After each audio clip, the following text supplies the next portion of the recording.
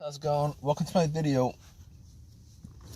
Alright guys, just want to give you guys a, a, a fix on an issue that I had a couple days ago on my car. Alright, so basically it's like this. Um I used the car pretty much all day. There was no issues with it. Haven't had any issues with the car for a long while. For a long while means maybe like 6-7 months. Didn't do anything with it. It was running fine. No problems whatsoever. Was using it the whole entire day. It was kind of hot out, but not like the hottest day of the year, but it was pretty hot and humid out. So basically I used the car the whole entire day. Uh, Drove around, got stuff, ate, shopping, etc., etc. The usual works. So basically, uh, the last thing I did today was I went to Petco to get to get a couple of hamsters. Parked my car, went in, looked at looked at a bunch of stuff, fishes and stuff like that. Spent about an hour there. Got two hamsters, came out, got into the car, and then tried starting it, and it would crank, but it wouldn't start. Tried a couple of times, it would crank, it wouldn't start, crank, it wouldn't start. So I'm like, all right, at that point, got a little bit worried. Got two hamsters out. It's like 95 degrees, very, very sunny, very, very hot, very, very warm, and I was like, all right, let me try a couple of things. I'm gonna press the gas pedal a couple of times, and then try to crank it. Maybe it was some glitch or something like that. Nope, didn't work. And then I was like, okay, maybe it's the shifter. I'm gonna shift it up and down. Shift it up and down. See, maybe it didn't like catch the park or whatever. Shift it, kept on bumping it up. Try to start. Nope, didn't work. So at that point, I was like, let me just, try to put in neutral or whatever and try. Nope, didn't work. All right, so, all the normal options that you would think you would do, I tried, and none of those things actually got the car to start. And so basically, what I did afterwards is, I got two hamsters in my car. It's a hot day. I have no AC. So I'm gonna see if I could try to do something, quick fixes. Turn the lights on, and went out and try to see, checked out the beam, see if it was bright or not. Maybe it's a battery issue. Maybe it's something I could fix real fast. And the beams were pretty bright, so I couldn't figure out whether it was the beams or not, whether it was the battery or not. So I went back into my car. I'm like, I got two hamsters. And let me just, at that point, I brought the hamsters back into Petco, told them about the situation, had them kept it for me. So they kept it for me, so that I could resolve this issue, and then. So anyway, I was like, maybe it's the battery. Maybe it's the battery because like I said, about 6 months ago, I had a bit of a battery issue. Car had issues starting. It was slow crank, but unlike this one, it was like very strong crank. I'm having like strong, like this issue is like very, very strong cranks. The cranks are very, very strong. I could hear, the starter motor running. It was very, very, very strong. So obviously, if you guys don't know anything about cars, obviously it's not the starter, because if you could hear a crank, it's the starter that's working. Obviously, it's not the starter. So anyway, I was like, all right, let me check out the battery. Right, so I got to the battery, I popped it out, and popped off. I checked out the battery and make sure the terminals were clean. Now I forgot. I don't think I actually cleaned the terminals when I changed out the battery 6 months ago. So I was like, all right. So the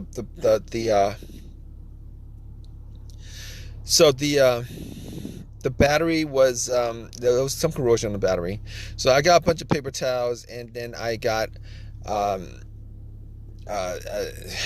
Coke that I got from McDonald's that I didn't drink all the way. And I poured the Coke, a little bit of the Coke on the terminals, just to have it fizz. and I took some paper towels and I cleaned off the terminals. And then I put it back on. Now, they weren't like super tight to begin with, but they were tight enough that I could wiggle it off. So if it were tight enough that I could wiggle it off means that, you know, it was on there pretty good. Anyway, I cleaned it off pretty good, and try to start it again. It would crank, and then crank, did it a couple of times. All right, at that point, I kind of knew that the battery wasn't the issue, you know. So, but anyway, I did get about 6 months ago. I did get a NOCO booster pack to jump the battery just in case I had issues again, and haven't used it since. It was charged up to 100%. Took it out, and it was like at 75%. 75%. So anyway, regardless, I popped it on, and then I tried to start the car, and what do you know? What do you know, guys? Take a guess what happened. Nope, it didn't start. It didn't start. Same thing, same situation. It would crank. So it helped me resolve. An issue. Just as far as diagnosing, you know, I knew it wasn't a battery. So I knew it wasn't a battery. It wasn't the starter. Obviously, you know, I'm like checking stuff off as I go along the way. And like, if you guys are in this situation, you guys just check stuff off. You know, you can figure this out on your own. You can just check stuff off, which I'm doing. I'm checking stuff off. So not any of those stuff, not the terminals either. So the obvious things. But I was looking at the negative also, seeing as how I wasn't able to resolve it through maybe hoping it was the battery, but I was looking at negative terminal. Negative terminal, if you guys don't know, if you guys are new to this, is the main ground wire. The main ground wire needs to be connected. It needs to be connected to the frame of the car, a truck, or any vehicle, for the electricity to flow right. And I made sure to check it out just to make sure that the cable was clean, the connection was clean and it was connected and wasn't loose or anything like that, and it wasn't loose or any of that stuff. So at that point, I could rule out the negative cable. So all those things I could rule out at this point: starter, battery, the terminals being corroded or loose, the ground wire. All these things are important, are integral to the car starting. Now, outside of that, those are pretty much simple. You know, you could clearly figure out whether any of those are the issue. But then, you know, after that, I was going through the whole range of stuff that could be causing this issue, that you might not be able to test it if you didn't have special equipment, which is like stuff that could cause a crank no start, be a crank, you know, could be a bunch of things. So I'm gonna just roll off a bunch of things to you that was going through my head at the moment. All right, it could be mass airflow sensor, throttle position sensor, the camshaft position sensor, the crankshaft position sensor, a bunch of stuff that has sensors to it, issues with the ECM, etc., etc. Okay, so all those things could cause this particular issue. So anyway, let me just hurry this up for you guys. So basically, I was thinking to myself, could any of those things be the cause of this issue? And it occurred to me that probably not. You guys want to know why probably not? Let me show you guys something, right? The check engine light, all right? Every single one of those have a sensor. And if any of those issues was the cause of my car's issue, it would cause the check engine light to come on. Now, thinking back on that, I probably should have checked that, make sure that there was no check engine light. If I had a code reader, I would have plugged it in and made sure that there was no check engine light for that to rule out 100%. But since I took the terminals off to clean it, it would have cleared the codes. But I know that there was no check engine light when I left the car like an hour or so ago. No check engine light. I haven't had check engine light on this car forever. So at that point, 99% I could rule out everything that I just listed. Mass airflow, camshaft, crankshaft, throttle position sensor, all those things that have a sensor to it that could actually cause the issue. So I could just rule all those things out because of that deduction. But I couldn't rule out that the computer was having issues. So just to figure that out, I had an OBD2 that somebody suggested I get. I got one from Amazon, and I'll probably post the links below. But I got one from Amazon, and anyway, I plugged it in, and I plugged it in not because I was thinking that maybe one of those sensors caused it. I was plugging it in just to make sure that the computer wasn't the issue, because sometimes if the car's ECM or ECU, or if the car's computer has issues with connecting to the car, it will cause a crank start issue. So I plugged it in, made sure that it scanned all the way. Now, if it scanned all the way through, gave me a reading, I know that the computer's connected, it's okay. If it didn't scan all the way through, it scanned halfway, then I knew that there was some issues with the car's computer. So I plugged it in, it scanned all the way through, read everything out, gave me a reading, everything.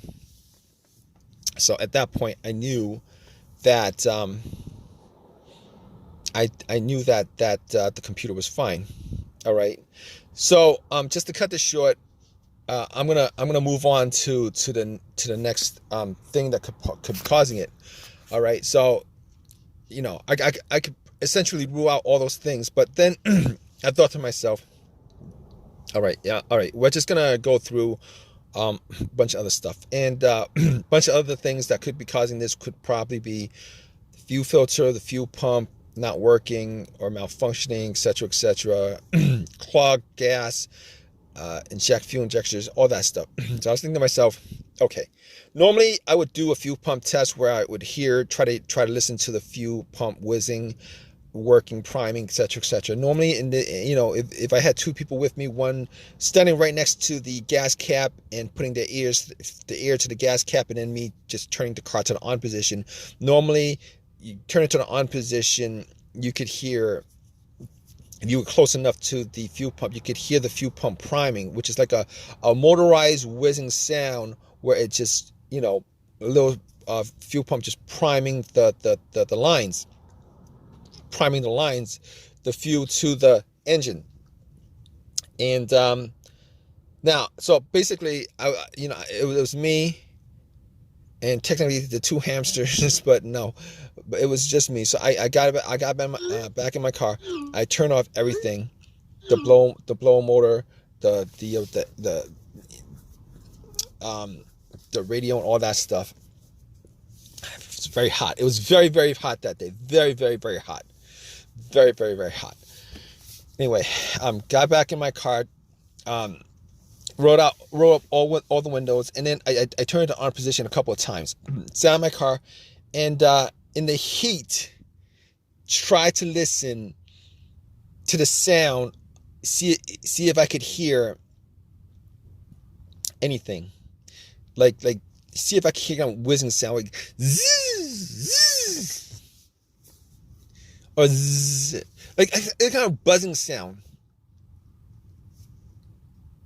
All right, so try to hear some kind of buzzing sound, zzz, something like that. Right? It's a low buzzing sound from the motor. See if I could hear it. And guess what, guys? Guess what? Unfortunately, I couldn't pick up anything.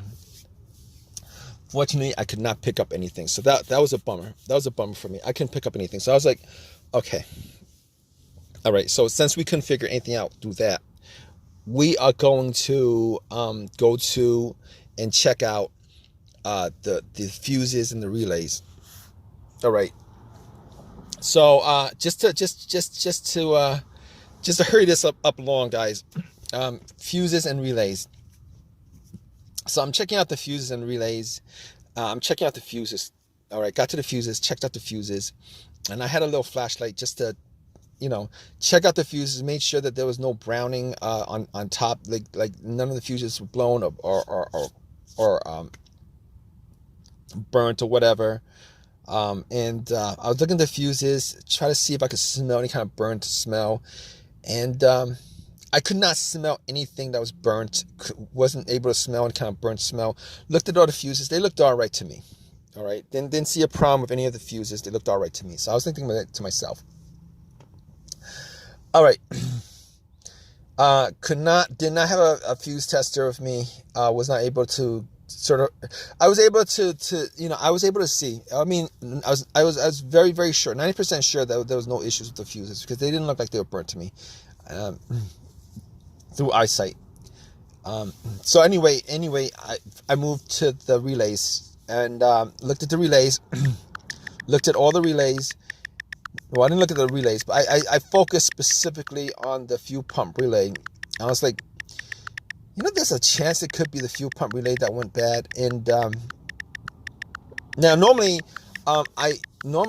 you would be able to test that out if you had some kind of, actually you could do that with a starter, but you can't really do that with a fuel pump relay because you still have to listen to the fuel pump. The only way to check out if the fuel pump was working is if you listen to it, or you could use starter fluid. I didn't have starter fluid. So basically, let me just cut this short, guys. Let me just cut this short. All right, so basically what I did was I looked for another relay. I checked out where the fuel pump relay was. I took it out. I took some Coke, poured it on a tissue, cleaned it out, popped it back in, tried to start it. It didn't start. It cranked the same way it was. It cranked. So I was looking for another relay, and then I swapped it. I forget what that relay was connected to, what component car it was for, but I swapped it. And then I got back into my car, and I was like, "Oh man, if this doesn't work, I'm gonna get my car towed." And I was thinking that I didn't think it was gonna work, but guess what? I turned it on, and what do you guys think happened, guys? What do you guys think happened? I turned it on, and went, bam, guys, it worked.